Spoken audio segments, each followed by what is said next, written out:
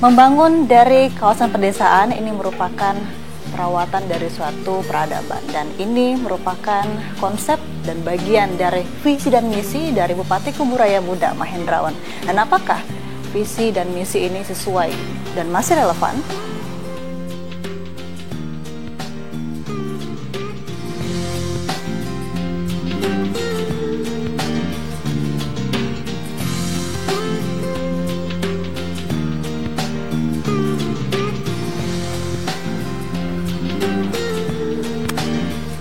Bapak, assalamualaikum. Selamat pagi. Apa kabar Bapak? Alhamdulillah. Saya sudah pernah kesini Pak, jadi kesini lagi. Suatu penghormatan yang luar biasa. Ya, semoga sehat semuanya. Bapak biasanya ngapain aja nih Pak kalau pagi? Ya, ini sudah habis beres, kemudian tinggal siap-siap, tapi sarapan dulu gitu. Oke, kita sarapan dulu Gimana? Pak ya. Sekalian Mbak ya.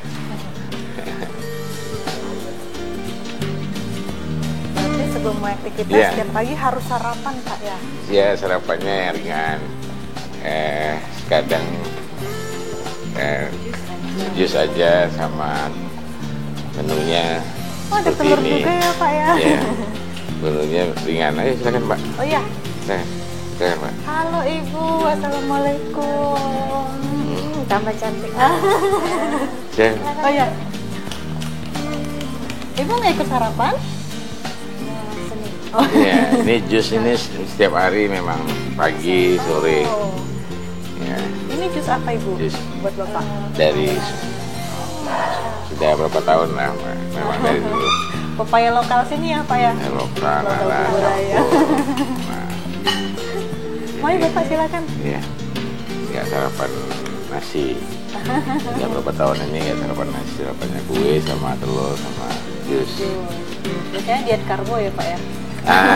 Ada juga ya, artinya mencegah. Iya, kalau dulu yang seingat saya Pak, waktu ngehits-ngehitsnya Bapak pemerintah Kabupaten Kuburaya itu ada slogan gitu, ayo makan beras lokal gitu Pak. Sampai ada beras lokal sendiri kan dari Kuburaya gitu. Memang dihidupkan lagi nanti. Insya Allah sedang dipersiapkan. Tetap karena memang sebetulnya itu tidak tetap eksis nanti, dan ini sudah akan kita gaungkan lagi lah. Karena sebetulnya itu adalah upaya membantu petani, dan membangkitkan semangat bertani, apalagi kalangan muda milenial sekarang. Jangan sampai nggak mau walaupun mereka anak muda sekarang sudah modern gitu. Modern, tapi jangan meninggalkan peradaban pertanian, karena nanti khawatirnya jadi persulit kalau bahan pangan itu tidak terisi, dan apalagi kebutuhan seperti beras ini kan sangat mendasar sekali Pak. Sangat penting gitu Pak ya. Sekali. Jangan Mbak, kuenya Mbak. Iya, Ibu, Mbak. Terima kasih.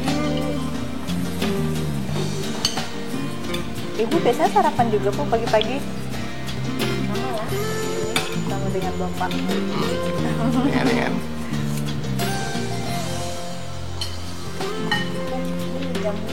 Jambu. Jadi banyak kita ambil dari tempat kita nanam. Kalau jambu, pisang, adalah sedikit cabai. Wah, tumbuh. Udah mulai panen kan sekarang? Sekarang udah mulai panen. Wah, ada luasnya berapa Pak? Kalau pagi? Kita sih nggak luas, setengah hektar ya. Oh ya. Sama Ibu ya buat belajar sekaligus memberi contoh lah kepada masyarakat. Berarti nanam sendiri Pak? Iya, nanam. Wah, sama Ibu nanam sendiri. Luar biasa. Sebaris aja. Nggak jauh lah, nggak luas-luas lah, ya kan. Biar ngerti gitu, tahu kan. Ya, jangan cuma manen aja. Iya, penting tanamnya juga harus tahu ya Pak ya. Harus tahu, ngerti pertumbuhannya kan. Jadi kita benar-benar menjiwai dan tahu persis apa sih yang dirasakan oleh rakyat petani itu sebetulnya, perasaan dan kesulitannya dan sebagainya kan. Kita harus paham dari situ, jadi kita bisa carikan solusinya kan, kalau ada kendala-kendala. ya itu buat belajar juga, sekaligus memberikan semangat kepada masyarakat untuk berbudidaya. Mungkin kalau sudah Ya. kita bisa kalau sambil jalan ya, Pak, Oke, ya. boleh Soalnya Bapak. Mari. biar waktunya bisa sambil Iya. ngejar ke kantor. Terima kasih Ibu.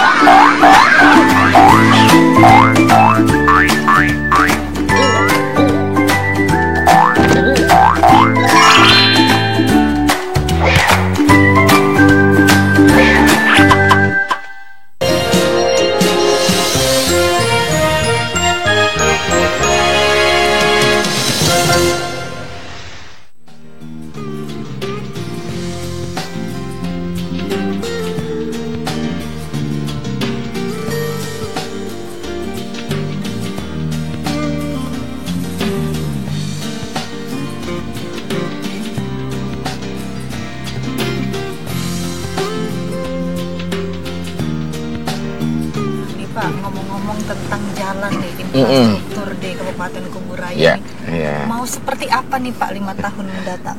Ya, kita nyadari di Kuburaya ini kan luas, Ya. ya. Bahkan 70 kali lipat luas kota Pontianak. Jadi kan ada lebih kurang 700.000 hektar. Nah, kalau melihat ada 646 kilo kalau jalan poros itu, jalan poros kabupaten ya, yang menghubungkan antar kecamatan dan antar desa-desa besar. Nah, ini bebannya kan sangat luar biasa. Nah, kita tentu belum lagi jalan-jalan pemukiman. Ya. Nah, ini kan mempengaruhi sekali tingkat kualitas hidup masyarakat, baik untuk ekonomi maupun derajat kesehatan, ya, derajat pendidikan, karena semuanya kan lancar atau tidaknya tergantung infrastruktur ini bergeraknya masyarakat. Tapi kita dengan kondisi-kondisi yang ada, ini sudah berusaha untuk nantinya kita melihat perencanaan yang betul-betul mempengaruhi dari perkembangan itu. Nah, oleh karena itu strateginya salah satunya adalah jalur-jalur yang memang menghubungkan langsung ke poros ibu kota. Kita usulkan menjadi status jalan provinsi. Ada 9 jalur supaya beban itu tidak terlalu berat bagi Kabupaten Kuburaya. Mengingat ini kan jalur-jalur yang langsung terhubung dengan kota. Kemudian di sisi lain kita tetap melakukan upaya percepatan di jalur-jalur pemukiman yang sifatnya langsung akses ke pusat-pusat pendidikan, sekolah-sekolah, kemudian puskesmas, pustu, dan posyandu, dan akses-akses kegiatan-kegiatan masyarakat lah. Ini yang paling utama kan. Nah, selain jembatan dan juga selain itu infrastruktur pertanian. Ya, irigasi artinya pengairannya, kemudian pintu airnya, karena masyarakat Kuburaya kan sebagian besar mata pencariannya di pertanian, baik itu padi, pangan ya, jagung, sayur mayur, dan perikanan, infrastrukturnya ya, supaya dermaganya, kemudian termasuk infrastruktur pendidikan dan kesehatan terutama kita kuatkan minimal ya setiap dusun itu posyandu itu aktif. Kemudian nah ini memang menjadi prioritas lah, karena memang bagaimanapun itu adalah hal yang sangat fundamental yang mempengaruhi ruang gerak masyarakat ya. Nah, kita atur supaya percepatan itu dilakukan ya. Itu strategi percepatannya harus kita upayakan strategi-strategi percepatannya supaya itu jauh lebih cepat terkoneksi antar desa dan antar kecamatan. Untuk mempercepat ini semuanya Pak, apalagi Kuburaya memiliki 9 kecamatan yang sangat 9. berjauh kan lokasinya. Iya, seluruhnya. Ya, bagaimana untuk memperatakan infrastruktur dan pembangunan ini Pak? Betul, yang adil. Ya. Jadi kita lakukan dengan pola ya tentu kita melihat betul-betul proporsional dan yang paling mendesak dulu yang diutamakan. Jadi yang kita berusaha mengalokasikan ini dalam sekarang ini sudah mulai merancang bahwa kita harus masuk ke area-area yang memang betul-betul sangat mendesak sekali, Pak. Artinya tingkat intensitas penggunaan kendaraannya tinggi, penghuninya atau pemukiman yang padat, ya, yang mempengaruhi kehidupan rumah tangga masyarakat, aktivitasnya itu dulu yang paling dan diutamakan. Yang dilalui oleh pedagang-pedagang juga, ya mereka kan banyak pedagang-pedagang yang membawa hasil bumi, sayur mayur, kemudian hasil ikan dan sebagainya. Ya, itu semuanya baik kelapa, baik itu pinang dan sebagainya. Jadi hasil ikan itu semua mempengaruhi ekonomi masyarakat. Ya, sirkulasi barang dan jasanya harus efektif dan cepat. Nah, disinilah yang kita utamakan, jalur-jalur mana yang digunakan mereka untuk menuju ke pasar, ya, untuk melepas hasil-hasil bumi dan hasil perikanannya, atau hasil olahan UKM juga. Nah, itu juga mempengaruhi ekonomi masyarakat. Kita kemarin juga ada informasi nih, Pak. Ada 118 desa di Kuburaya. Betul. Ada 40 ingin dijadikan desa mandiri nih, Pak. Ya, itu target. Ya, sesuatu kan harus dimulai, harus kita kalau yang namanya kita mengelola atau memimpin kabupaten ini kan harus ada visi dan ada target, ada target supaya kita berusaha memikirkan, terpacu dan memantik semua birokrasi, semua elemen, ya, termasuk apalagi desa, karena bagaimanapun yang diurus ini kan semua desa-desa, ya, yang ada di situ rumah tangganya, sasarannya supaya meningkat kualitas hidup. Nah, dengan klasifikasi yang saya tentu target seperti itu, berharap supaya semua indeks-indeks yang mempengaruhi itu bisa kita kejar. Jadi contohnya misalnya infrastrukturnya, kemudian sarana prasarana yang memadai untuk aktivitas masyarakat, kesehatan, pendidikannya, kekurangan tenaga kesehatannya kita upayakan masuk, kemudian hal-hal lainnya termasuk mungkin jaringan listrik yang belum ada, kita harus berusaha mendorong supaya itu bisa terakses. Nah, banyak hal memang, terutama infrastruktur jalan, jembatan dan pertanian juga itu yang kita kejar supaya status desa mandiri ini bukan untuk gagah-gagahan, Pak, bukan untuk sekedar formalitas, pamer, jangan menara gading. Jadi ini benar-benar harus kokoh, artinya bukan kemudian nampak cantik dengarnya mau desa mandiri, tapi jangan sampai keropos. Fondasi tatanan pemerintahan desanya juga, masyarakatnya, sosial budaya, karena kita beraneka ragam. Ini kan Kuburaya kan multi etnis, baik itu dari Melayu, Bugis, Jawa, Madura, ya, Dayak, Tionghoa, dan etnis lain. Itu kolaborasi sangat baik sekali, modal sosialnya luar biasa. Jadi kita yakin bahwa dengan justru keberagaman itu yang kolaborasinya bagus, ini sebuah hal yang bisa menjadi lompatan untuk kita kelola supaya produktif masyarakatnya. Jadi ini justru menjadi satu hal yang sangat baik, ya, dan selama ini cukup produktif sebetulnya. Anak-anak muda sasaran kita, perempuan juga menjadi salah satu misi untuk kita perkuat. Jadi ada pemberdayaan perempuan yang kegiatannya harus lebih maksimal supaya keluarga-keluarga itu lebih ketahanannya lebih kokoh, ketahanan ekonomi keluarga.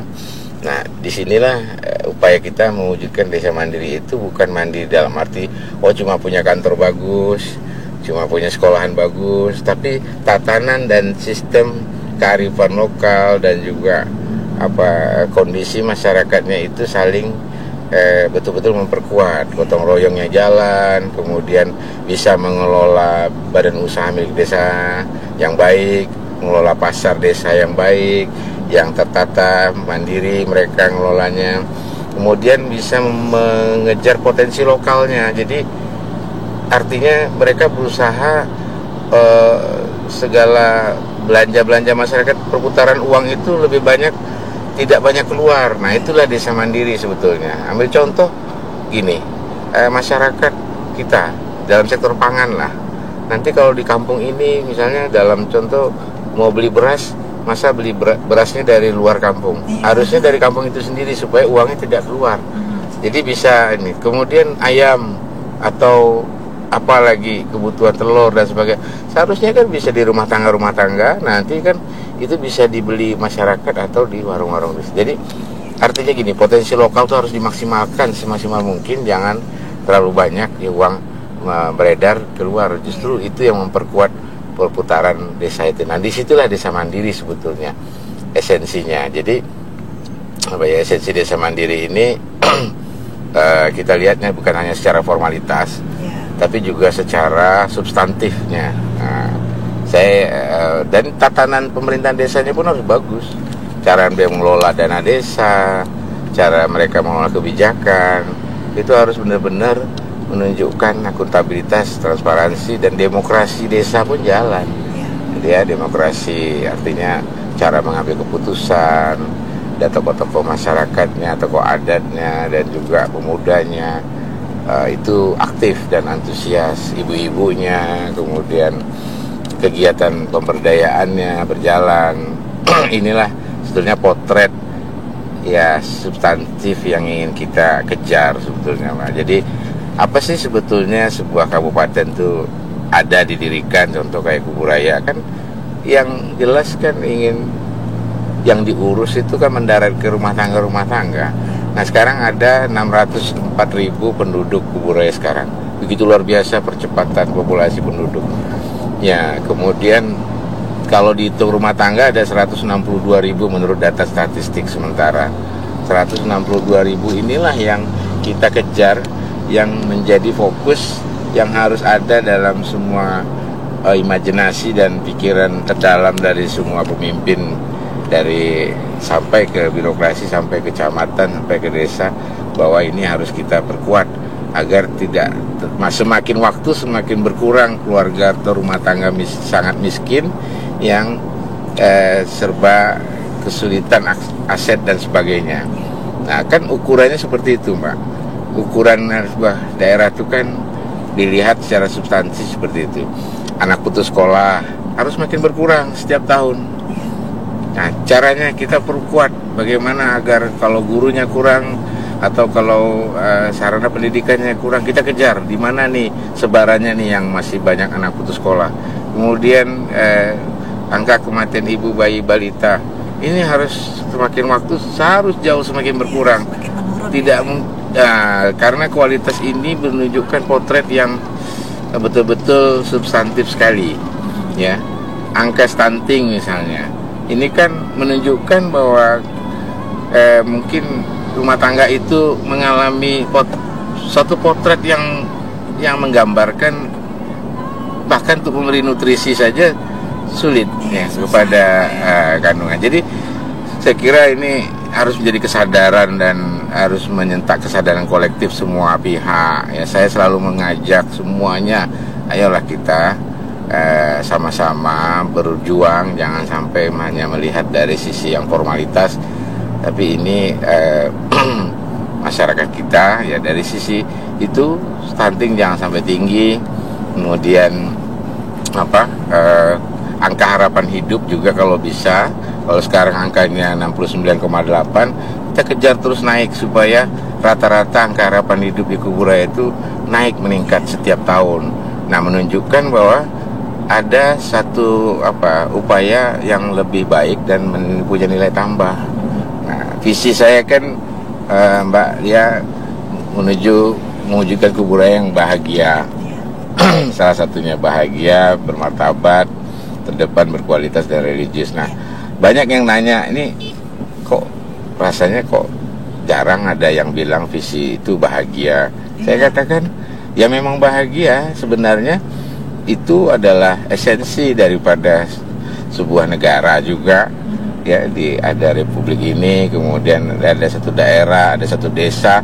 Apa sih tujuan akhirnya mendaratnya kan membahagiakan rakyatnya, bagian orang banyak, ya, supaya kecukupan hidupnya, kelayakan hidupnya, mimpi kan semuanya pengen rumahnya layak huni, anaknya tidak menganggur, terdidik, ya kan, dari lahirnya sehat, ibunya sehat, keluarganya bisa bersosial dengan baik, kemudian bisa hidup beribadah dengan baik.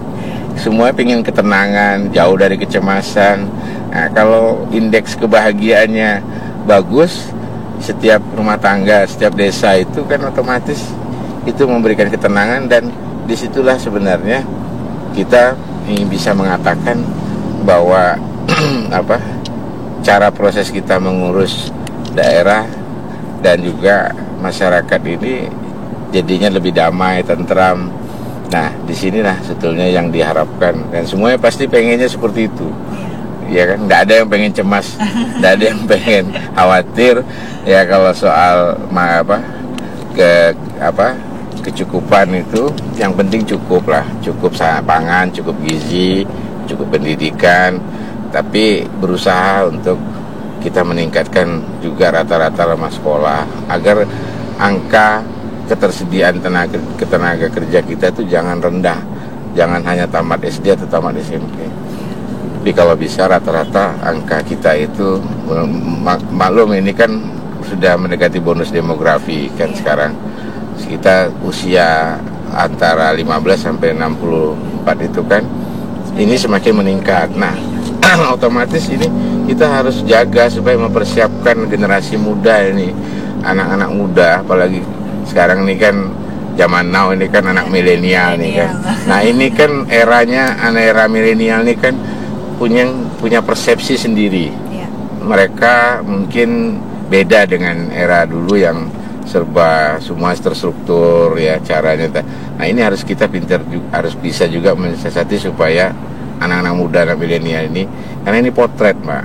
Kalau mereka ini gagal kita persiapkan, ini akan membahayakan nantinya banyak pengangguran dan tidak siap untuk bersaing. Daya saingnya ini, daya saing SDM ini benar-benar satu investasi pemerintah yang harus dijaga dan dikawal benar-benar. Nah, jadi ya mohon, dan saya selalu berusaha untuk merancang kebijakan, ya, membangun inovasi-inovasi, buat terobosan-terobosan. Karena kalau cuma rutinitas ini akan lambat. Harus ada terobosan dan inovasi supaya bisa cepat.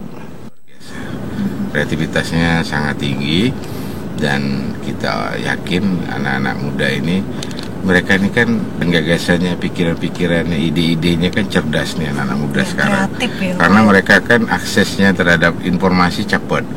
Nah kan, jadi kalau anak sekarang SMP pun sudah mampu mengakses informasi yang dulunya mungkin level anak SMA. Nah begitu seterusnya. Jadi oleh karena itu kita harus bisa mensiasati ini dengan positif. Jangan sampai malah salah, kita harus juga cepat. Maka saya selalu katakan kepada bawahan birokrasi, kalau kita ini lambat, kalau kita ini speednya yang lambat, maka kita ini masyarakat ini dinamikanya terlalu cepat. Era digital ini, sehingga kita nanti malah pembiarannya terlalu banyak karena masalah justru makin cepat. Persoalan hari-hari itu dinamikanya sangat cepat. Kita pemerintah harus cepat juga dalam mengantisipasi dan mengerem supaya tidak semakin melebar dan makin meluas persoalan sosial dan sebagainya, kemiskinan, keterbelakangan yang ada di masyarakat. Oke, Bapak.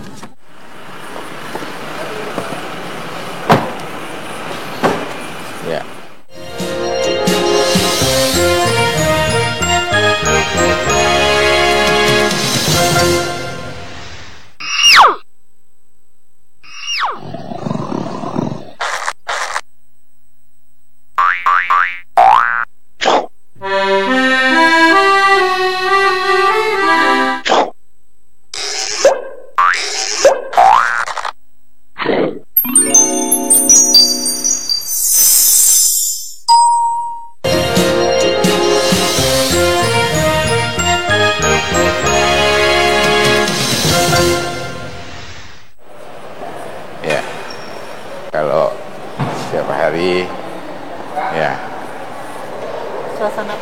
Pak. Suasana pagi.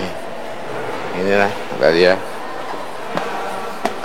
Harus olahraga pagi-pagi ya Pak ya, naik Iya, tangga. ada lift, ada Oh, lift. iya. Cuma saya lebih milih naik Naik tangga. tangga supaya apa olahraga sekalian, sekalian apa boros kalau naik lift tuh listriknya. Ngomong-ngomong olahraga nih Pak, Iya. untuk meningkatkan derajat kesehatan masyarakat di Kuburaya nih Pak, Ya. seperti apa? Ya upaya-upayanya pencegahan lebih banyak. Yaitu tadi kita lebih banyak seperti contoh makanan nutrisi tambahan itu harus diperkuat programnya dari tingkat anak PAUD, ya kan? Kemudian tingkat apa? SD, ya, sekolah dasar, supaya gizinya bagus, Mbak. Terpenuhi ya, Pak, Terpenuhi. Ya, silakan, Mbak. Ya, terima kasih Bapak.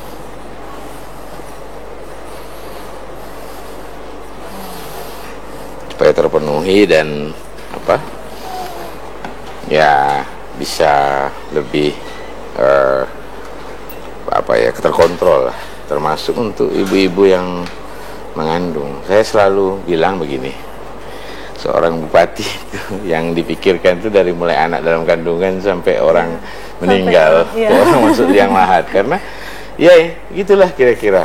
Harus jadi imajinasi kita bahwa itu tanggung jawab juga.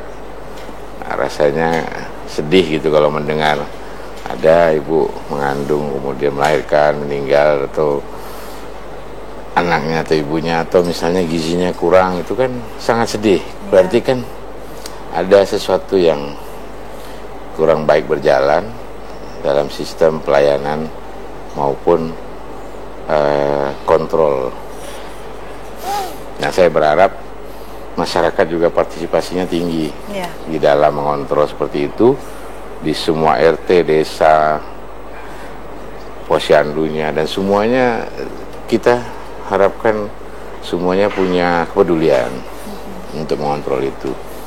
Apalagi sekarang sudah ada rumah sakit umum daerah Pak ya di Sekarang Kuburaya. sudah ada, tapi belum dimulai. Ya. Kita kuatkan dulu puskesmas rawat inapnya, Mbak. Karena kan ada 20. Nah, 10 yang baru rawat inap, 10 belum. Ya. Nah, 10 ini harus kita tingkatkan. Jadi rawat inap semuanya, supaya kalau bisa jangan harus langsung dibawa ke rumah sakit, jangan. Kalau memang masih bisa di puskesmas di sana saja, supaya biaya tidak besar. Pertama, kalau udah dia harus dibawa ke rumah sakit, biaya transportasi, biaya keluarganya ikut, otomatis menghilangkan dia kerja keluarganya, kemudian psikologinya juga, ya, sehingga akhirnya kadang-kadang ini menghabiskan energi. Lebih baik kalau bisa di puskesmas bersangkutan, dia akan lebih baik di sana. Jadi rawat inap itulah makanya jalan keluarnya.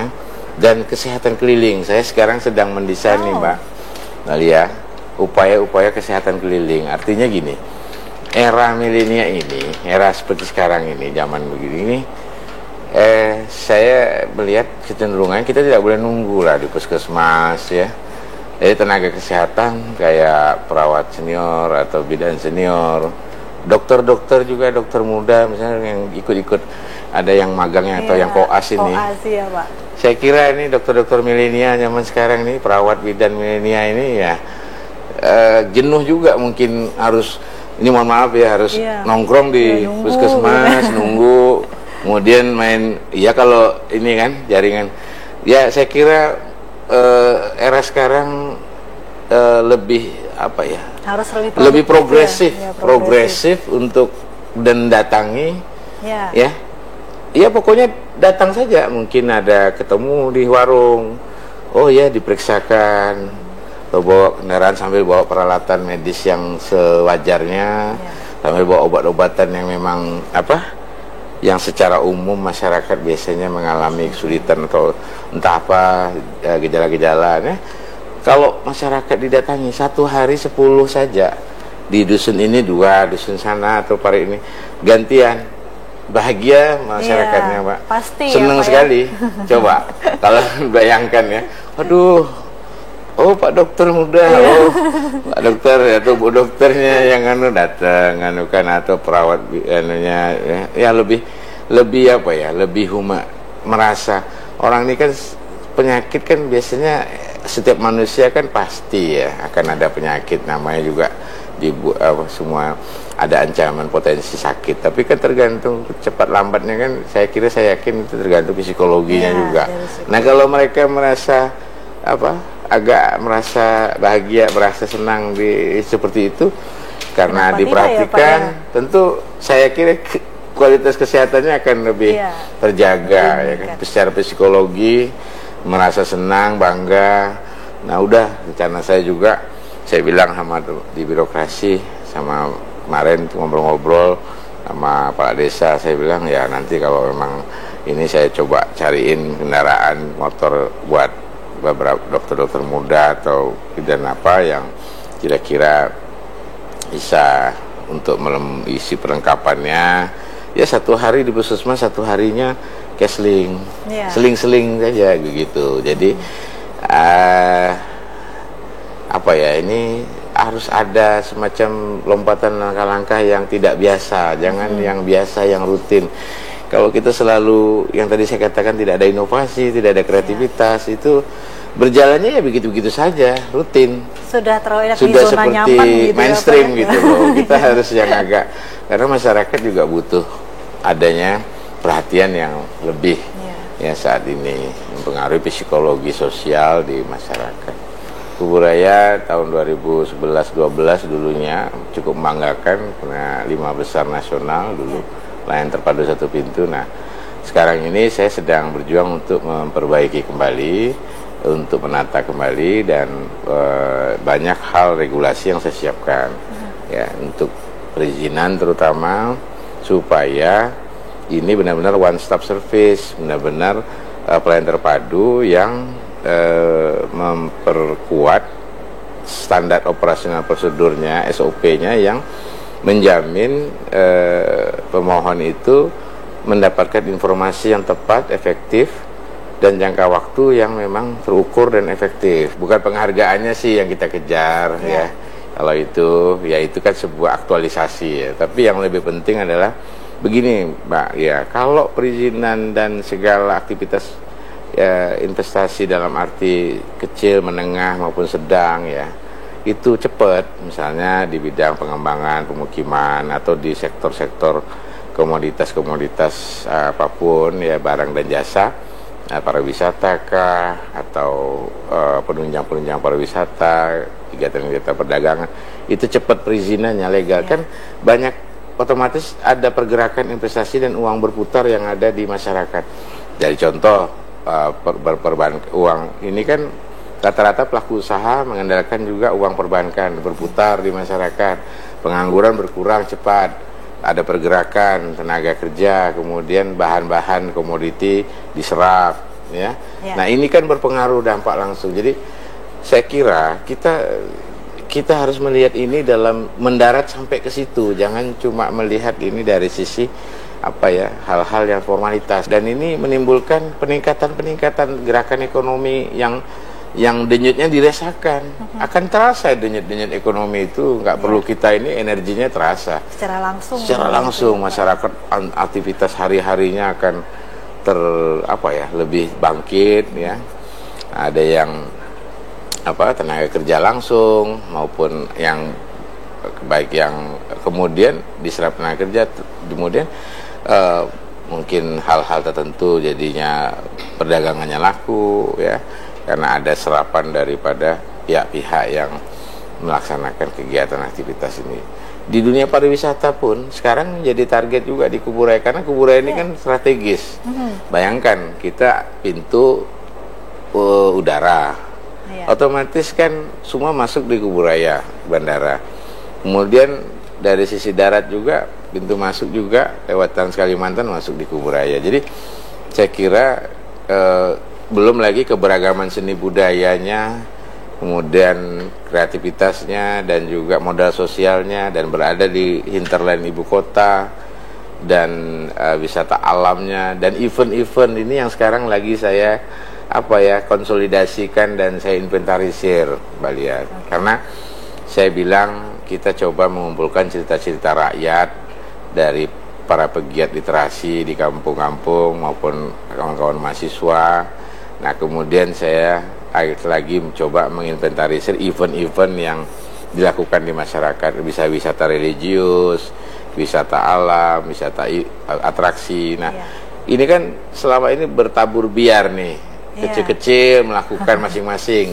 Nah, ini kalau dikemas, dijadikan konsolidasi agenda yang lebih besar, nah akhirnya bisa jadi kalender bahkan per 2 pekan sekali. Misalnya, oh ada event-event yang kecil-kecil yang dilakukan tidak menentu jadwalnya. Nanti kita coba, kita kemas, terus kita jadikan, kita ajak elemen-elemen di beberapa yang terbabriar ini menjadi satu, misalnya dikalenderkan. Jadi orang semua harus tahu, misalnya nanti satu waktu saya berharap, entah mudah-mudahan tahun depan atau tahun berikutnya, saya targetnya, orang tahu, kalau Kuburaya, misalnya kita lempar di internet, 2 minggu ini eventnya apa sih?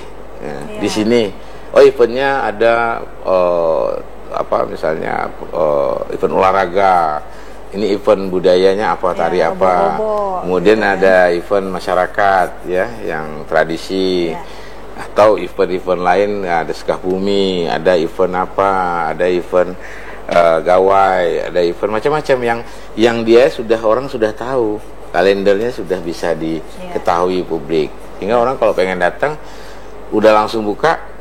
Dan ini sekarang UMKM Kuburaya ini juga pelaku-pelaku usaha, ciri-ciri hasil produksi untuk oleh-oleh untuk macam-macam ini harus diperkuat juga nih. Sudah 2000-an ya Pak ya untuk UMKM di Kuburaya sendiri. Ini harus kita kuatkan hasilnya supaya ini juga maksimal ya untuk kita lakukan, dan agar setiap wisatawan dari manapun atau setiap orang yang berkunjung ke sini, dan Kuburaya ini mulai jadi, saya kira sudah bisa jadi tempat semacam pertemuan-pertemuan besar, apakah itu agenda-agenda komunitas komunitas hobi, event-event nasional. Saya kira Kuburaya sudah mulai menjadi tempat yang cukup cukup representatif untuk itu, mengingat tidak jauh bandara tadi, hingga akhirnya sarana penunjang pun sudah, hotel-hotel dan tempat convention pertemuan sudah mulai baik nih, banyak.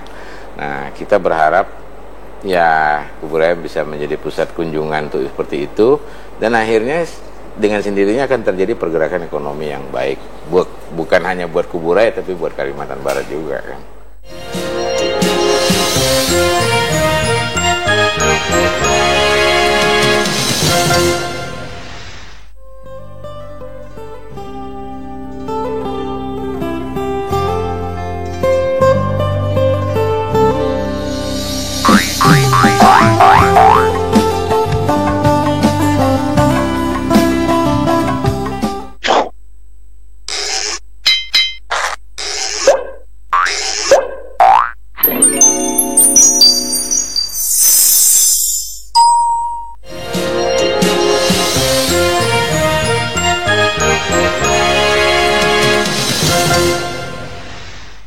Dan ini untuk mengenai pejabat struktural nih Pak di pemerintahannya Bapak sekarang seperti apa nih? Ya, kita sekarang sedang fokus dalam 3 bulan pertama ini, saya fokus kepada penguatan regulasi-regulasi, perbaikan sistem, tatanan, regulasi-regulasi yang menurut saya mungkin di sini perlu penguatan. Contoh, membedah anggaran supaya anggaran itu jangan sampai banyak habis untuk belanja tidak langsung, tapi untuk belanja langsung masyarakat. Jadi kita utamakan kepentingan masyarakat, ini kita bedah, kita pangkas hal-hal yang tidak penting, yang dianggap itu hanya menghabiskan anggaran, kita harus alihkan. Karena yang namanya ini, saya selalu bilang, birokrasi harus memikirkan mengurus masyarakat, jangan sampai kita terkesan boros-boros semua untuk kepentingan pelayanan birokrasi sendiri, tapi harus masyarakat diutamakan, karena itu tanggung jawab kita. Nah, itu selain itu, kalau setelah itu selesai baru kita tentu dengan sebuah langkah kompetensi, artinya harus ada langkah evaluasi, review dari berbagai hal yang ada supaya ini objektif dan benar-benar melihatnya secara terukur. Ambil contoh, jabatan struktural apapun harus dilihat kerjanya tidak hanya kinerja proses, kinerja yang administratif, tapi harus lihat hasil dari keluaran outcome-nya, output-nya, misalnya dia di sektor apa, misalnya di sektor pendidikan. Harus dilihat apakah memang ada pengurangan jumlah anak tidak sekolah, kemudian angka rata-rata nilai kelulusan, dia harus dilihat betul-betul di situ. Kemudian juga prestasi-prestasi lainnya, dan sebaliknya juga apakah makin menurun, apakah semakin. Kemudian kesehatan juga melihat angka kematiannya ibu balita, angka derajat kesehatan. Di infrastruktur ada percepatan atau tidak, di sektor-sektor pertanian produksi, kemudian bagaimana perkembangan nilai tukar petani dan sebagainya. Itu harus dilihat semua secara terukur, yaitu melihat pada kinerja, outcome, dan kinerja inovasi. Ada nggak inovasi atau cuman berjalan rutin-rutin gitu saja?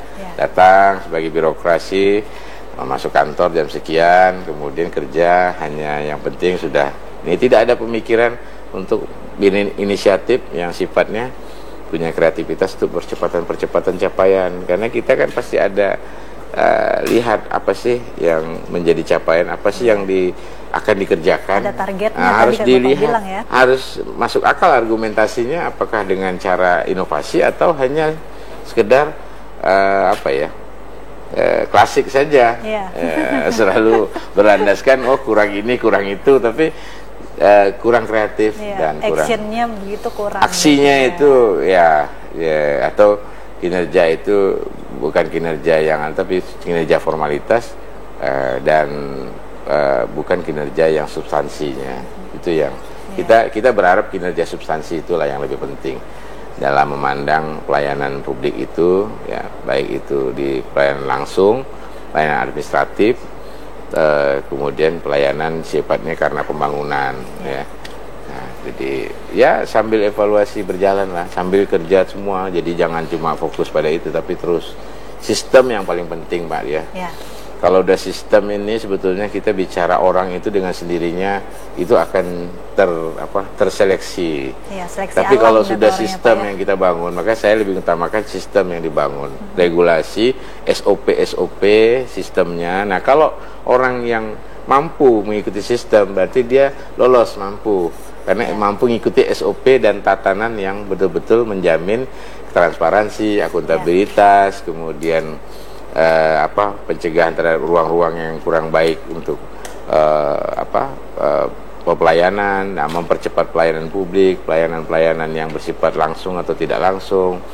Nah, kalau sudah sistem yang kita bangun, ya itu sudah, kita nggak repot, ketahuan, nampak, kelihatan. Mampu, kalau tidak mampu mengikuti sistem SOP akan langsung, nggak perlu repot. Jadi semua akan bisa langsung terlihat dan tidak sulit untuk evaluasi itu, saya kira. Ini juga terkait dengan sistem dan juga pelayanan publik nih, Pak. Sekarang kan juga Kuburaya dicanangkan untuk jadi kota smart city. Itu sedang kita kerjakan. Lagi kita menuju ke sana. Yang kita berharap e-government ini kan karena memang tadi saya katakan di era digital ini, karena memang harus sudah memang tuntutan. Kalau tidak, kita ini ngejar informasi, ngejar pelayanan itu berat, ya. Harus cepat supaya segala sesuatu itu bisa langsung, data juga bisa one data one solution itu bisa kita kejar. Jadi apa-apa real time, dari pendapatan, kemudian update data rumah tangga miskin, update kondisi kesehatan masyarakat, itu cepat. Ambil contoh misalnya gini, saya bermimpi satu hari gitu bisa hari ini jumlah ibu hamil di seluruh Kuburaya yang tersebar di beberapa desa ini sekian jumlahnya. Jam sekian ini, jam 11 ini, ya. Gitu. Seperti saham gitu, Pak, ada kelihatan. Real. Jadi kalau udah begitu, ada yang rentan misalnya. Nah, kemudian itu kan harus rentan. Nah, ini keinginan, ya. Kemudian yang masalah pendidikan juga, kesehatan dan sebagainya. Jadi pengawasan pembangunan bisa lebih cepat. dengan smart city ini kan dari sisi semua bisa. Contoh kondisi panik masyarakat juga, panik buttonnya jalan, command centernya, kemudian dari sisi pelayanan-pelayanan lainnya, misal persampahan, air bersih, ya, kemudian pelayanan pendidikan, pengaduan masyarakat, ya, ini justru menunjukkan kalau ini saya 3 tahun saya targetkan ini Pak, bisa mewujudkan command center di sini, dan itu mudah-mudahan bisa kita kejar, karena sekarang sedang dilakukan proses persiapan, tapi merancangnya, aksinya sudah kita siapkan juga, bagaimana merekrut sarjana-sarjana di Kuburaya ini dari berbagai kampung supaya mereka jadi pengangguran yang terdidik ini jangan sampai pengangguran terdidik ini. Nah, kita rekrut supaya kalangan ini justru kita bisa berdayakan untuk menjadi operator admin di semua lini, baik desa, puskesmas, pustu, kemudian kecamatan, dan berbagai titik-titik yang dibutuhkan untuk menjalankan proses sirkulasi admin center ini, command center ini, supaya smart city ini kan maksudnya pemahamannya kan supaya segala-galanya dilakukan dengan cerdas, cepat, efektif, transparan, dan real time, langsung. Nah, dengan cara begini itu kan kita lakukan dengan cara-cara smart, cara-cara efektif. Tidak perlu kita terlalu banyak membahas hal-hal yang justru malah menghabiskan energi. Nah, langsung di masalah-masalah masyarakat bisa cepat terselesaikan dan terlayani pengaduannya. Nah, oleh karena itu perlu kesigapan dan perlu kita perlu operator admin yang tangguh-tangguh juga, yang handal, yang mengepung di berbagai desa, di berbagai kecamatan, di berbagai aktivitas titik pelayanan, ya kan, baik puskesmas, kemudian di berbagai yang mereka mobile misalnya, ya kan, di pusat-pusat pasar, pusat pendidikan dan sebagainya, supaya segala sesuatu juga mereka tinggal input semua, dan apa yang kita butuhkan untuk data itu bisa cepat, termasuk pendapatan, sektor pendapatan, pajak dan retribusi, supaya semuanya bisa berlaku jujur dan betul, ya. Birokrasinya tidak semuanya akan transparan, pelaku usahanya juga, ya, menjalankan membayar pajak dan retribusinya dengan jujur, ya. Tepat waktu juga. Tepat waktu, real time, ya kan, langsung bisa terhitung.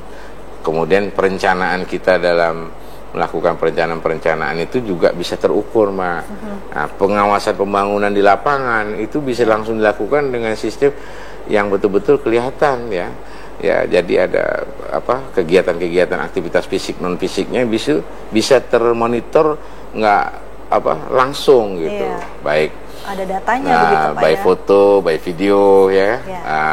By name-nya, by location-nya, kemudian by koordinatnya, kan, segala macam itu bisa langsung kelihatan. Nah, ini memang ya di era sekarang bukannya katakan memang tuntutan yang, dan saya selalu katakan kepada birokrasi, kita nggak usah tersiksa dengan jangan tersiksa dengan tuntutan zaman ini. Ya, memang mungkin bagi birokrasi yang mungkin cara berpikir mainstream yang rutinitas dan klasik ini akan sedikit merasa tersiksa sedikit, wah ini harus begini, beda dengan ini. Tapi saya selalu ngomong begitu, nggak usah, ini justru malah memperbaiki diri sendiri, membentengi diri sendiri, memperbaiki, dan esensi daripada birokrasi menjadi pelayan masyarakat, ya disitulah letaknya, ya, dan betul-betul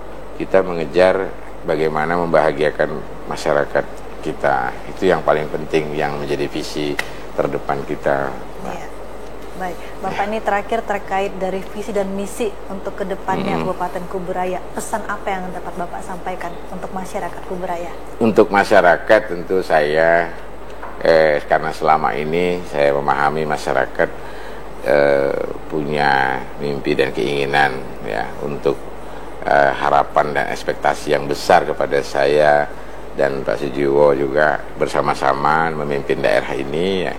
kita berharap masyarakat ini partisipasinya tinggi di dalam proses pembangunan. Artinya kita tidak boleh cuek, kita harus peduli. Ya, perhatikan contoh hal-hal yang sederhana. Misalnya ada anak putus sekolah, semuanya harus merasa tanggung jawab. Oh, anak siapa? Jangan karena bukan anaknya dia tidak peduli, dia harus peduli. Kemudian gotong royongnya itu apa ya? Jangan sampai ditinggalkan. Kearifan lokal yang bagus itu, peradaban itu kita rawat. Merawat peradaban unggul yang sudah diturunkan nenek dari zaman terdahulu, itu jangan sampai tercerabut lah. Karena anak-anak kita kan menjadi contohnya kan kita semua. Nah, saya berharap itu artinya proses-proses bagi masyarakat terus bersemangat, antusias, dan kalangan ibu-ibunya juga itu juga mesti produktif. Jangan cuma jadi ibu rumah tangga yang cuma taunya ibu rumah tangga rutin, tapi kalau bisa produktiflah dalam melakukan aktivitas supaya menjadi contoh juga bagi anak-anaknya.